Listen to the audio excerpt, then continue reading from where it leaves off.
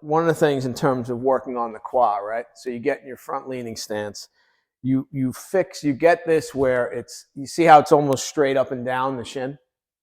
Yeah. Okay. So you're in that type of position, right? And now once you're here, you have to lock from the knee down. So from the knee down, nothing can move. It's a fixed object. It's solid. Yeah. Okay. Yeah. Now what you do is you start to pull up here. So you pull away from the kneecap. So the kneecap can't do this. If the kneecap does that, you're not gonna activate the quad. So you fix this, and as you pull away here, you're gonna feel your front foot presses into the ground. So as you pull away, press. But you see there's no movement here. But you see there's something going on here. So when I'm doing this, I'm now stretching the quad, and it feels uncomfortable, right? When I do this, right? So I'm here, and again, this front, the knee and the shin doesn't move, and we'll pull back. So we're stretching, creating a stretch here, but because the knee's not moving, right? When this stretch pushes this way, it pushes down into the foot. So you should feel tremendous pressure on the foot. So as you're pushing this way, it goes down into the foot, and then this part of the quad pulls this direction. So now you're pulling it apart, and it pushes down into the foot.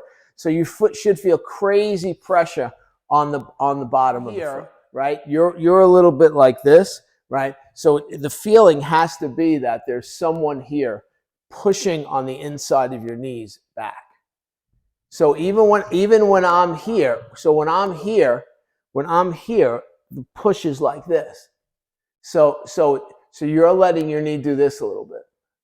So this has to be very open. You have to push it open, has to be pushed open. So that's step one. Step two is now you're locked in that position where I'm literally right on the precipice of falling over. So you have to feel comfortable in that position. So now I'm here. It's the feeling is this is being pushed out. Now I find that spot with my front leg. Now I'm pushed out. Now I'm locked. I should already feel some pressure on the bottom of my feet. Now this doesn't move. Now I stretch the quad. I stretch the quad here. And we're only working on the front quad here, not the rear quad yet. So eventually, right? Right now we're working on the front quad. But as I explained this week to someone, when we're here eventually, right, we have to be having the same effect with both legs.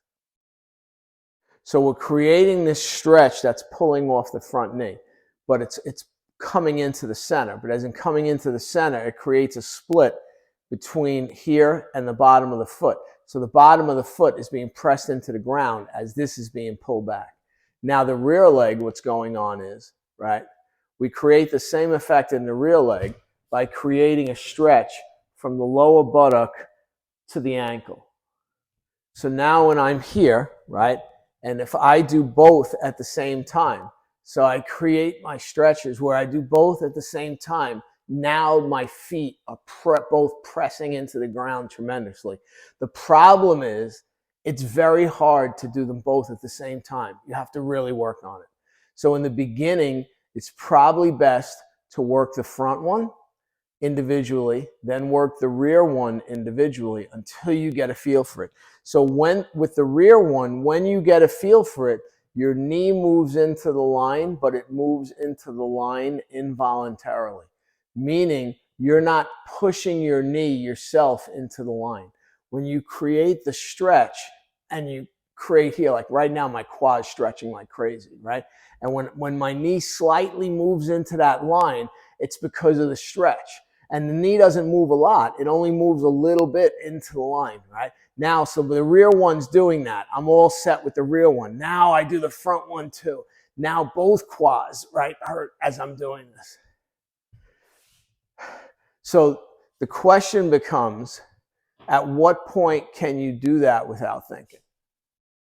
Meaning that as soon as let's say if you're going to issue and you want to create that effect in your body for a split second, to issue power? When will you be able to do that? So it's always the same problem, right? We show you something initially and you feel like you can't do it, right? It's like, this is ridiculous. And then you're practicing it and, a couple months go by and you're like, oh, this isn't so bad. This isn't as bad as I thought. And you're working on it and you start to get that. And then we throw something else in the works. Now that first thing really doesn't seem so bad because the next thing is harder, right? And now you're struggling with that. So now this is another one of those things, but this one's a tough one, right? Again, it's very easy when I say push the elbow into the hand, that's a little bit easier, right? But what I'm telling you to do with the legs now is a little bit more difficult because first off, it's a little harder to visualize what you're actually doing and actually get in the position. Now, when you get in the position, you'll know it because like I said, you'll feel the pressure on the bottom of the foot, right?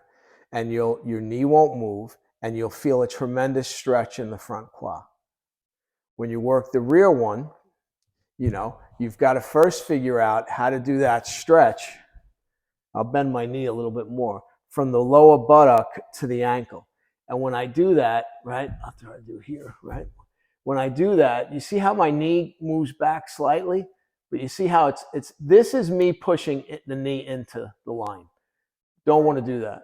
So that you can't push the knee into the line yourself. The knee pushing into the line has to be a byproduct of you creating the stretch from the lower buttock to the ankle. And when you can do that, the knee will move slightly into the line. It's not a lot, but when it does, you'll feel everything kind of stretch. And then as you really start to work it, you'll feel the rear quad. You'll feel the rear quad start to stretch. Because when Master Chen showed this to me, right, my mistake was when he started emphasizing pushing the elbow into the line, I said to myself, oh, well, why doesn't that apply with the knee? So I started working on that, but I was pushing, and this was my mistake, right? I was pushing my knee into the line, which created a lot of power in the leg and a lot of pressure on the rear foot. But the problem is we don't want to move the knee ourselves. So the rule is don't move the knees, right? So literally when I'm doing it correct, the knee only moves about that much. It moves very slight. And I don't feel it move because the stretch I'm creating from the buttock to the ankle, that stretch is what I'm feeling. Just so happens the knee moves into that line slightly. And so that's why in the beginning, I think it's good to work on them individually to get a feel for them. And when I'm really doing this right, like, and I'm creating that stretch, like then I really start feeling it in here. And the quad literally pushes forward and it's pulling like this, right? And then if I add the front one, now I really got like everything is like, and it feels very uncomfortable. So if my toes are turning this way, right? And I try to bend my knee this way, that's not good. Okay? So this has to be here. So whatever direction the toes are in, that's the direction your knee has to go. So if my toes are straight, my kneecap goes straight. Yeah. So when I'm here in my normal front-leaning stance, right? My toes are pointing this way. That's the direction my kneecap goes. It doesn't go to the inside. It doesn't go to the outside. It goes straight. Yeah. So my kneecap goes straight to the center of my toes. That's the direction I'm doing it in. And the other mistake people make is they do this. They do this lean into it. Yeah, don't do that.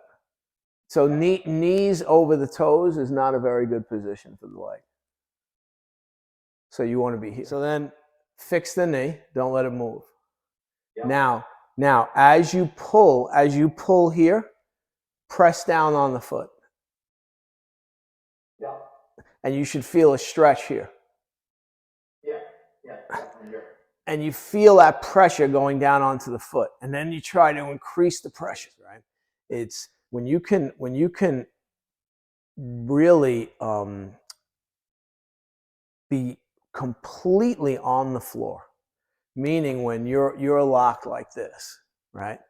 And when your opponent comes at you and it's like he just bounces off you, right? He's this, right? But this is so solid that you're not doing this. And this is why I always, when I watch people do push hands or demonstrate an application technique, and look, it happens to me too sometimes. You lose your balance. That's just the way it is, right? But when people are doing push hands and I see the one guy is very solid and he moves and the other guy, he throws the other guy, that's like, I'm okay, that guy has ability.